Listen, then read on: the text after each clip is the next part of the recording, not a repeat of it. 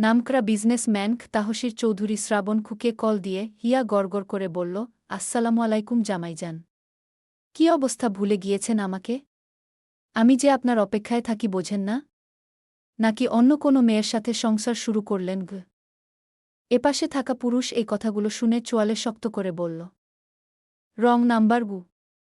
হিয়া মাথা নাড়িয়ে বলল, না না, রং নাম্বার না গে।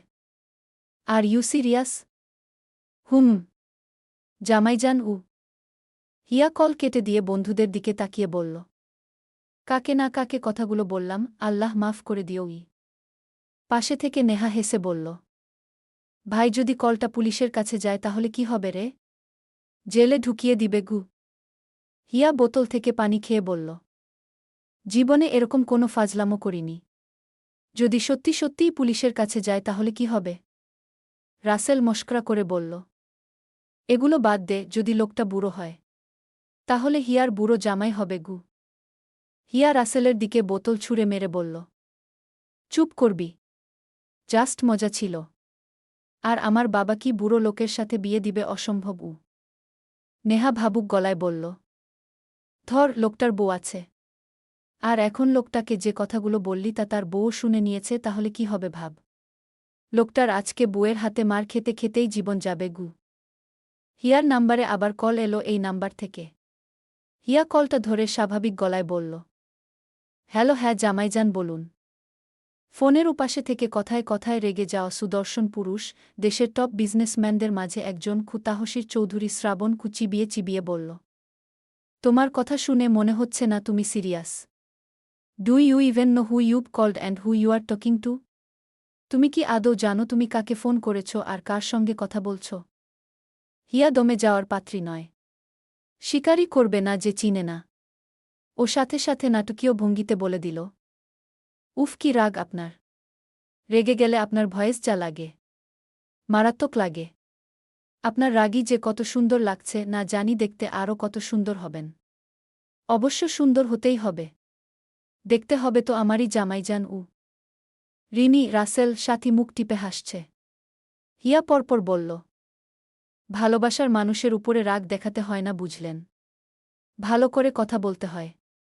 এতে সম্পর্ক আর গভীর হয়। আর আমি সিরিয়াস, বুঝলেন? কোথায় আছেন? এসে তাড়াতাড়ি আমাকে নিয়ে যান। না হলে বুড়ো হয়ে যাচ্ছেন তো।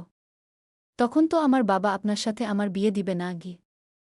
সবই ঠিক আছে, কিন্তু বুড়ো বলাটা বাড়াবাড়ি হয়ে গেল না? শ্রাবণ কিছুই বলত না, কিন্তু বুড়ো শোনার পরে এই মেয়েকে ছাড়ার পাত্রও নয়। ও তপ্ত শ্বাস ছেড়ে দাঁত চেপে বলল, তোমার সিরিয়াস বের করছি গু। বলে ফোনটা কেটে দিল। হিয়া হাফ ছেড়ে বলল, যা, ভালো লাগল না। এই লোক রাগী। রাগী লোক আমার একদম পছন্দ না গি। রাসেল হেসে হেসে বলল, আল্লাহ ওর কপালে রাগী একটা জামাই দিও। শ্রাবণ নিজের অ্যাসিস্ট্যান্ট রনিকে এমার্জেন্সি কেবিনে আসতে বলল। রনি এসে বলল, স্যার, সব রেডি। আপনি গেলেই মিটিং শুরু হবে গি। শ্রাবণ রাগী কণ্ঠে বলল, কোনো মিটিং হবে না গি। স্যার, কোনো প্রবলেম হয়েছে? তোমাকে একটা নাম্বার দিয়েছি, ট্র্যাক করো। 1 ঘন্টার মধ্যে এই মেয়েকে আমার সামনে আনো। মেয়েটার ফাজলামো করা বের করছি গু। স্যার, কি হয়েছে যদি বলতেন?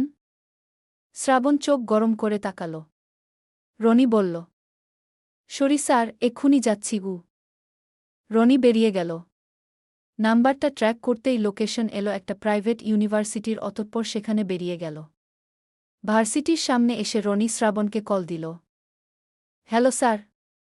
বলো। স্যার, লোকেশনটা একটা প্রাইভেট ইউনিভার্সিটির, আমরা এসেছি এখানে।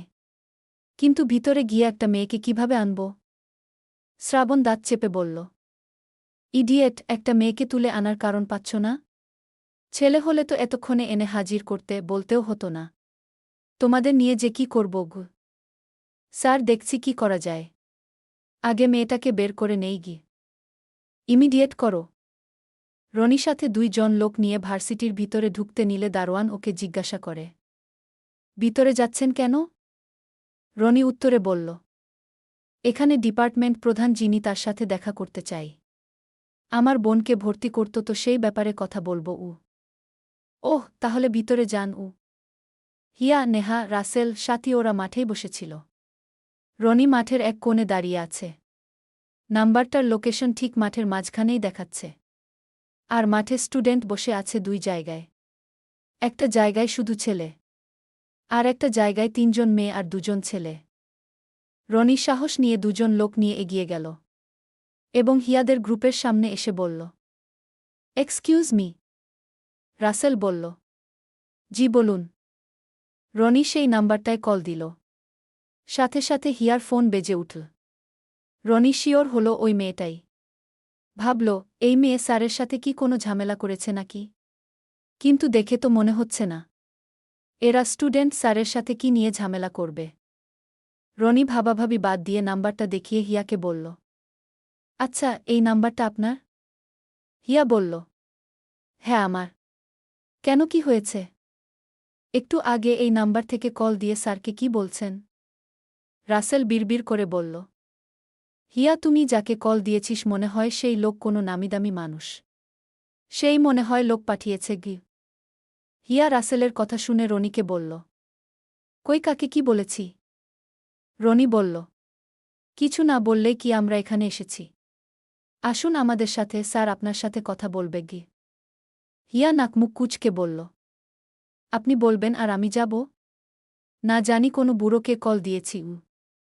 হিয়া শ্রাবণকে না দেখেই বুড়ো বলে সম্বোধন করায় রনি সাথে সাথে প্রতিবাদী স্বরে বলল, আপনি কারো সম্পর্কে না জেনে বুড়ো বলতে পারেন না। স্যার ইয়াং একজন ছেলে। তার জন্য হাজারো মেয়ের বাপ মেয়েকে নিয়ে লাইন ধরে আছে। এখন চলুন আমাদের সাথে। হিয়া একটুখানি ঘাবড়ে গেল। মানে কোথায় যাব? আপনার উদ্দেশ্য কি? আমি কিন্তু স্টুডেন্ট জড়ো করব। বলবো আমাকে পাচার করতে ধরে নিয়ে যাবেন। রনি হিয়ার কথায় হতভম্ব হল। হিয়া পরপর বলল, ডাকব লোক? পাশ থেকে রনিকে ওর একজন লোক বলল, স্যার এখানে কিছু করা যাবে না। বাহিরে থেকে ধরতে হবে। আপাতত বাহিরে চলুন। রনি হিয়ার দিকে তাকিয়ে হাসার চেষ্টা করে বলল, আপনি বড্ড চালাক। বাহিরে আসুন তাহলে। বসে এক কাপ কফি খেতে খেতে আলাপ করব গো। হিয়াকে কিছু বলার সুযোগ না দিয়ে রনি রাসেলকে জিজ্ঞাসা করল, বলছি আপনাদের ডিপার্টমেন্ট হেড এর রুমটা কোথায়? ওই বিল্ডিংয়ে সেকেন্ড ফ্লোরে কি? ওকে, থ্যাঙ্কস। রনিরা চলে যেতেই রাসেল হিয়াকে বলল, ভাই তুমি মনে হয় কোনো ভালো লোককে কল দিসনি। নিশ্চয়ই এই লোকের ক্ষমতা আছে গি। হিয়া ডোন্ট কেয়ার ভাব নিয়ে বলল, সে যে মনে হয় হোক, আমার কি? বলবো ভুল করে আমার স্বামীকে কল দিতে গিয়ে তাকে দিয়ে ফেলেছি। আর আমার বাবা আছে না গি। শ্রাবণ মিটিং রুমে এলো। দেখেই বোঝা যাচ্ছে মেজাজ খুব চড়া। শ্রাবণের বাবা তকির চৌধুরী ছেলেকে স্বাভাবিক মনে করলেন না। নিশ্চয়ই কিছু না কিছু হয়েছে। মিটিংয়ে প্রজেক্ট প্রেজেন্ট করে শ্রাবণ হনহন করে বেরিয়ে গেল। সবাই আরও পরে বের হল। শ্রাবণ নিজের কেবিনে এসে রনিকে কল দিল। দাঁত চেপে বলল, তোমাকে ১ ঘন্টা সময় দিলাম। এখনও মেয়েটা আমার সামনে এলো না কেন? স্যার মেয়েটাকে ডেকেছিলাম, কিন্তু মেয়েটা উল্টো থ্রেড দিয়ে বলল, লোক জড়ো করে বলবে আমরা পাচারকারী গু। শ্রাবণ চোখ বন্ধ করে সিটে গা এলিয়ে দিয়ে বলল, তোমরা একটা মেয়ের এই মিথ্যে কৌতুকে বিশ্বাস করে বসে আছো? স্যার তাহলে কি করব? আর আপনাকে না মেয়েটা বুড়ো বলেছে? পরে মেয়েটাকে ইচ্ছে মতো বকেছি গু।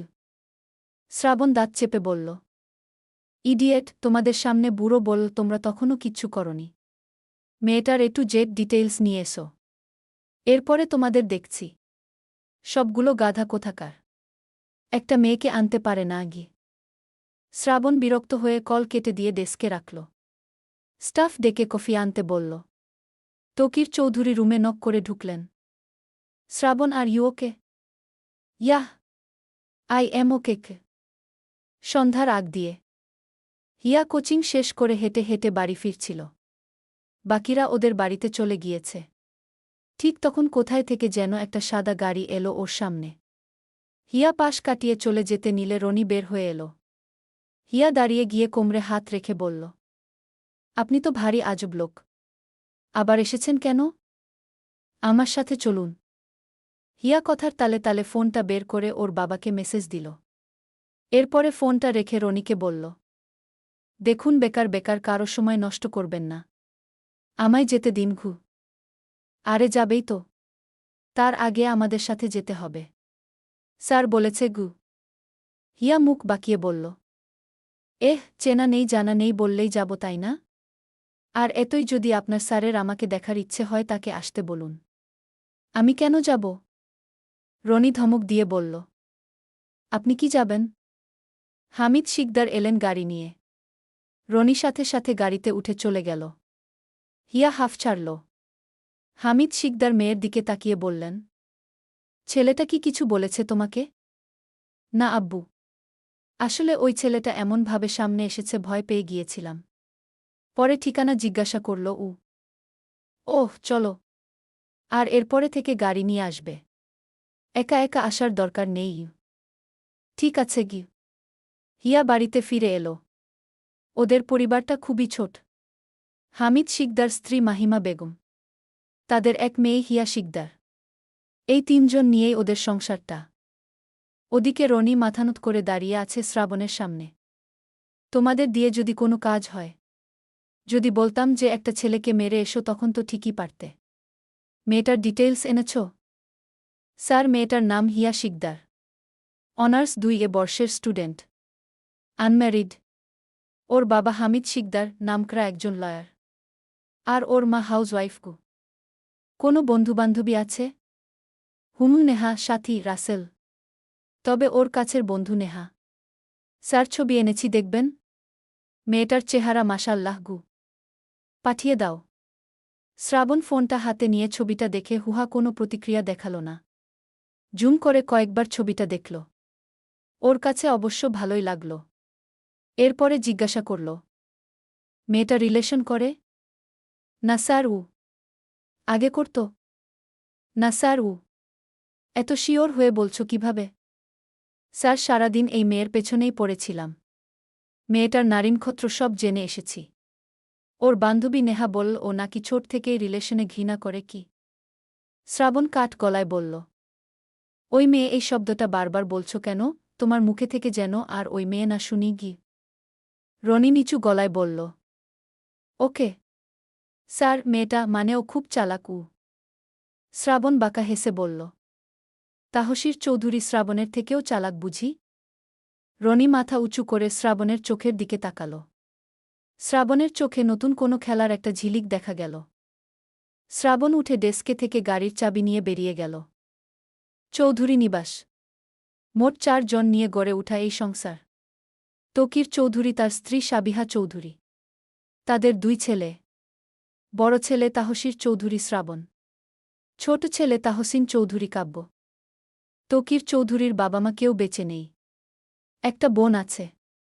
তিনি তার হাসব্যান্ড এক মেয়ে রিয়াকে নিয়ে দেশের বাহিরে রয়েছেন। শ্রাবণ বাড়িতে ফিরে সোজা রুমে চলে আসে। ফর্মাল ড্রেস চেঞ্জ করে ওয়াশরুমে যায় শাওয়ার নিতে। শাওয়ার নিয়ে সাদা শার্ট সাথে কালো প্যান্ট পরে বের হয়। ড্রয়িং রুমে আসতেই শ্রাবণের মা সাবিহা চৌধুরী জিজ্ঞাসা করেন। শ্রাবণ কফি দেব? না গি। পরদিন সকালে শ্রাবণ রনির সাথে হিয়ার ইউনিভার্সিটিতে গেল। সোজা হিয়ার ডিপার্টমেন্ট হেডের রুমে এসে বসল। এত বড় মাপের বিজনেসম্যান তাহসির চৌধুরী শ্রাবণকে দেখে ডিপার্টমেন্ট হেড কিছুটা নার্ভাস। কিছুক্ষণ পরে একজন লোককে পাঠিয়ে হিয়াকে ডেকে আনতে বলা হলো যে বাড়ির লোক এসেছে। হিয়া ভেবেছে হয়তো ওর বাবা দেখা করতে এসেছে। প্রায় আসে। তাই এই বিশ্বাস নিয়েই এলো। হিয়া ওর ডিপার্টমেন্ট হেডের রুমে এলো। রনিকে দেখে ঘাবড়ে গিয়ে এগিয়ে এলো। সামনে বসে থাকা স্যার বলল। হিয়া তোমার সাথে ইনি দেখা করতে এসেছে।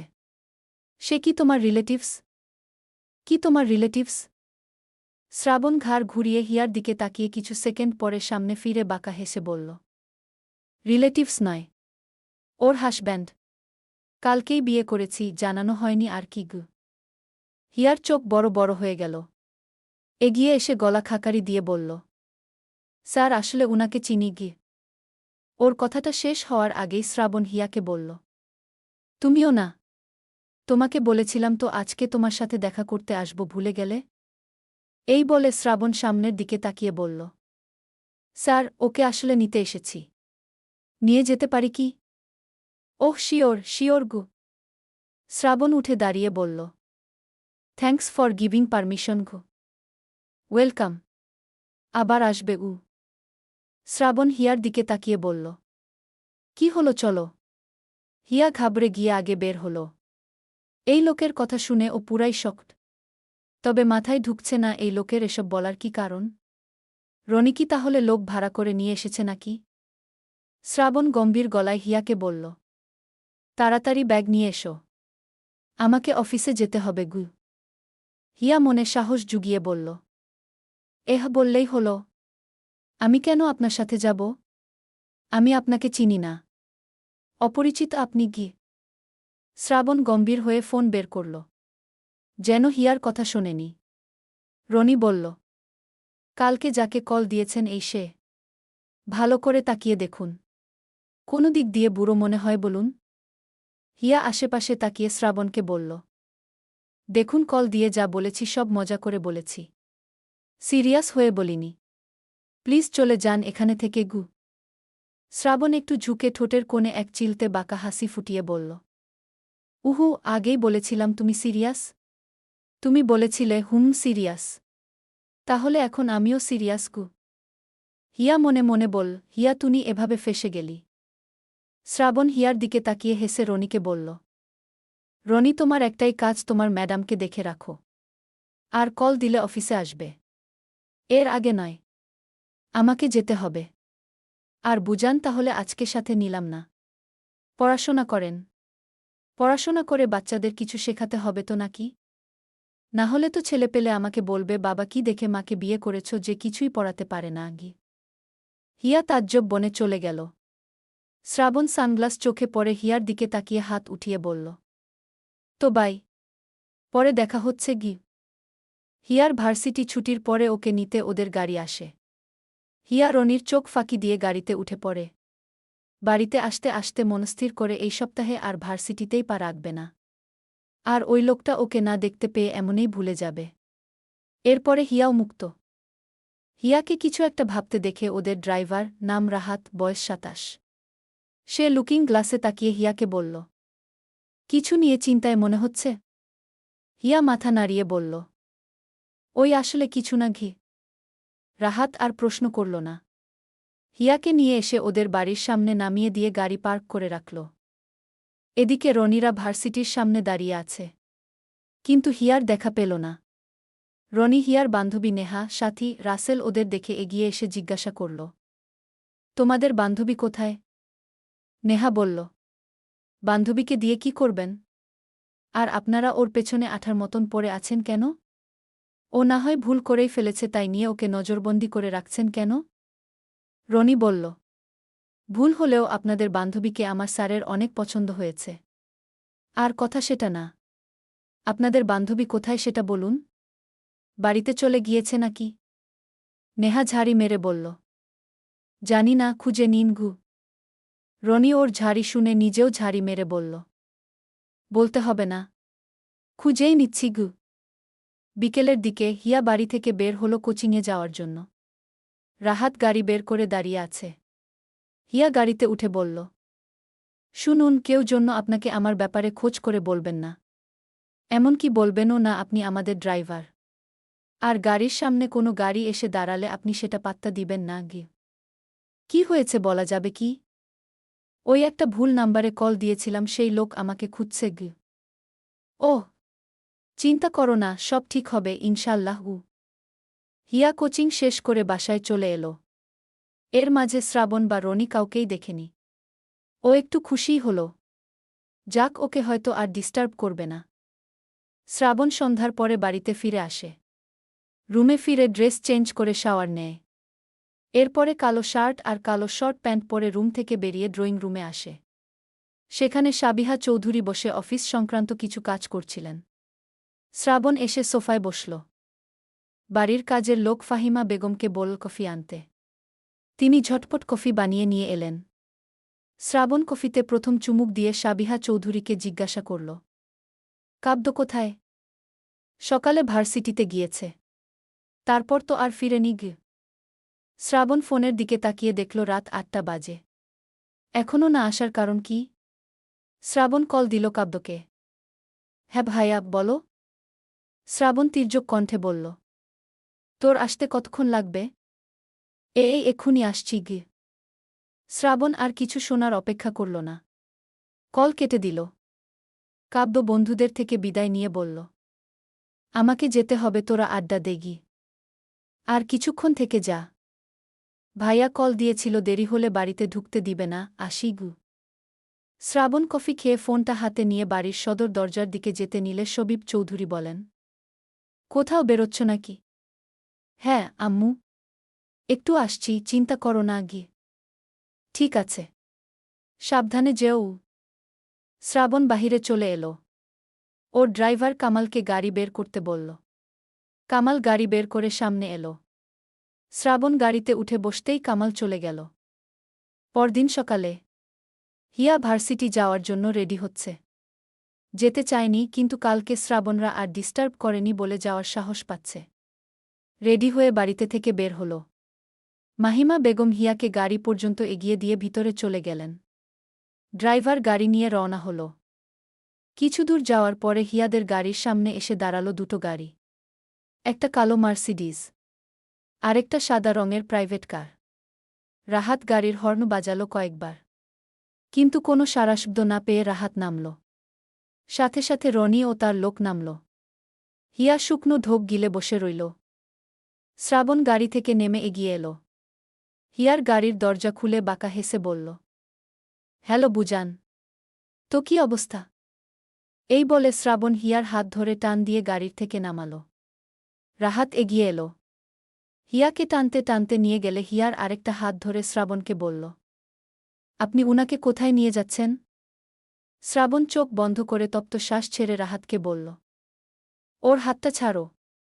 রাহাত বলল, না, হাত ছাড়ব না। উনাকে কোথাও নিয়ে যেতে দিব না গি। শ্রাবণ হিয়ার হাত ছেড়ে দিয়ে রাহাতের কলার চেপে ধরে হিসিয়ে বলল, তোর সাহস হয় কি করে ওর হাত ধরার? আবার হাত ধরার দুঃসাহস দেখালে একদম হাত কেটে আরেক হাতে ধরিয়ে দিব। ওকে আমি নিয়ে যাব মানে নিয়ে যাব। তুমি আটকাতে পারলে আটকা গু। শ্রাবণ রাহাতকে ছেড়ে দিয়ে হিয়ার হাত ধরে জোরপূর্বক টানতে টানতে নিজের গাড়িতে এনে বসাল। এরপরে নিজেও বসে কামালকে বলল, অফিসে যাওয়ার পথে ফার্ম হাউস হয়ে যেও। Okay sir. রাহাত সাথে সাথে কল দিল হামিদ শিকদারকে। সব খুলে বলল তাকে। এদিকে হিয়া চলন্ত গাড়ির দরজা খুলতে নিলে শ্রাবণ ওর দুটো হাত ধরে বলল, পালানোর চেষ্টা করবে না, না হলে গাড়ির নিচে ফেলে দিয়ে চলে যাব গু। হিয়া চেতে উঠে বলল, ছাড়ুন হাত, আমি যাব না। আমি বাড়িতে যাব, আব্বুকে বলে দিব। আপনার সাহস হয় কি করে আমাকে নিয়ে যাওয়ার? শ্রাবণ ধমক দিয়ে বলল, চুপ, আরেকটা কথা বললে গাড়ি থেকে সত্যি ধাক্কা দিয়ে ফেলে দিব। এতে আমার হাত একটুর জন্যও কাঁপবে না আগে। হিয়া চোখ পিটপিট করে তাকিয়ে ইচ্ছে করেই জোরে কাঁদতে লাগল। যা শুনে শ্রাবণ আবারও ধমক দিয়ে বলল, এই চুপ করবে? তোমাকে মেরেছি আমি? আর মেয়ে মানুষ জোরে জোরে কাঁদো কেন, বাচ্চা নাকি? চুপ করো। হিয়া ভয় পেয়ে এবার সত্যি সত্যি ঠোঁট চেপে কাঁদতে লাগল। শ্রাবণের ফোনে কল এলো। ও হিয়ার দিকে তাকিয়ে গম্ভীর কণ্ঠে বলল, ইম্পর্ট্যান্ট কল। আমার কানে যেন কোনো সাউন্ড না আসে গি। হিয়া ফ্যাল ফ্যাল করে তাকিয়ে রইল। আধ ঘণ্টা পরে ওদের গাড়ি এসে থামল নিরিবিলি একটা জায়গায়। শ্রাবণ হিয়াকে সাথে নিয়ে নেমে নিজের ফার্ম হাউসের ভিতরে ঢুকল। বাড়িটা দোতলা।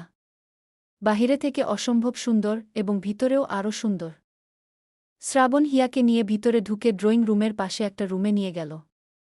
আর উচ্চস্বরে বাড়ির কেয়ারটেকার ও কাজের মহিলাকে ডাক দিল। ওদের দুজনকে বলল একটা দড়ি আনতে। নিয়েও এলো তারা। শ্রাবণ হিয়াকে জোরপূর্বক চেয়ারে বসিয়ে ওর হাত পা চেয়ারের সাথে বেঁধে ফেলল। হিয়া কেঁদে কেঁদে বলল, আমাকে ছেড়ে দিন। আমি জীবনেও আপনাকে কল দিব না। আমি বাড়ি যাব, যেতে দিন গু।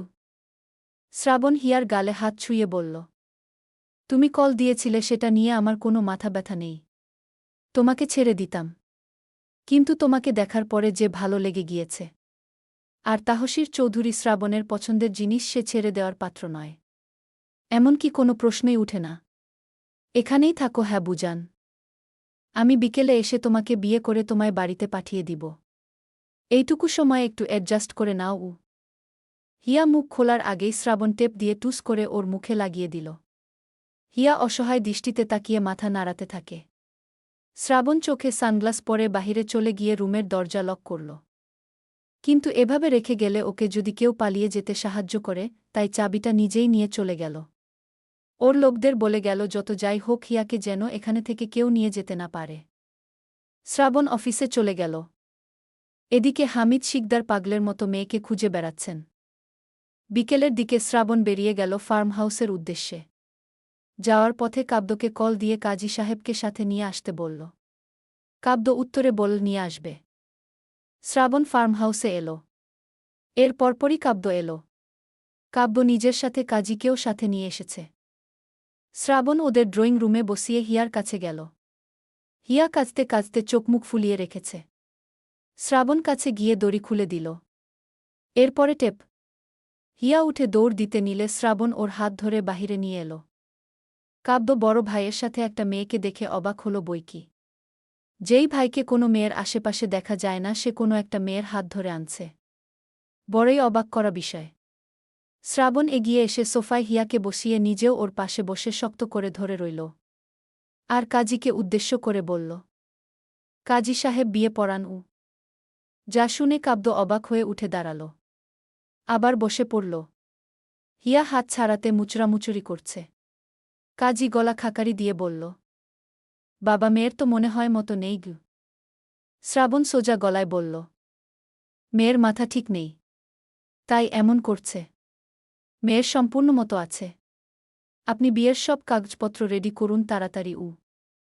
হিয়া চেতে গিয়ে বলল, কোনো মাথা খারাপ নেই আমার। উনি আমায় জোর করে তুলে এনেছে। আমি বাড়িতে যাব।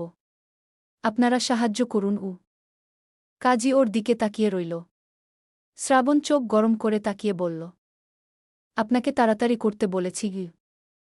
কিন্তু বাবা। শ্রাবণ কামালের দিকে তাকাল। কামাল তৎক্ষণাৎ পকেট থেকে এক বান্ডিল টাকা বের করে কাজীর সামনে রাখল। কাজী বলল, বাবা মেয়ের তো মতো নেই। সেখানে টাকা দিয়ে আমি এই বিয়ে পড়াতে পারব না গে। শ্রাবণ কোমরের পেছনে গুজে রাখা রিভলভার বের করে কাজীর সামনে রাখল। কাজী শুকনো ঢোক গিলে হিয়াকে বলল, মা তোমার বাবার নাম কি? হিয়া নাকমুখ কুচকে নিয়ে বলল, বলব না। আমি এই বিয়ে করব না। চলে যাব। আমাকে যেতে দিন গু। শ্রাবণের মেজাজ খুব চড়া হল। তৎক্ষণাৎ হিয়ার ফর্সা গালে থাপ্পড় বসিয়ে দিয়ে ধমকসুরে বলল, চুপ, বেশি কথা বলো। তুমি যদি এখানে থেকে যাও তাহলে কবুল বলেই যেতে হবে। আমাকেই বিয়ে করতে হবে। গল্পের নাম স্নিগ্ধ প্রেমাবেশ। লেখিকা জেরিন আক্তার।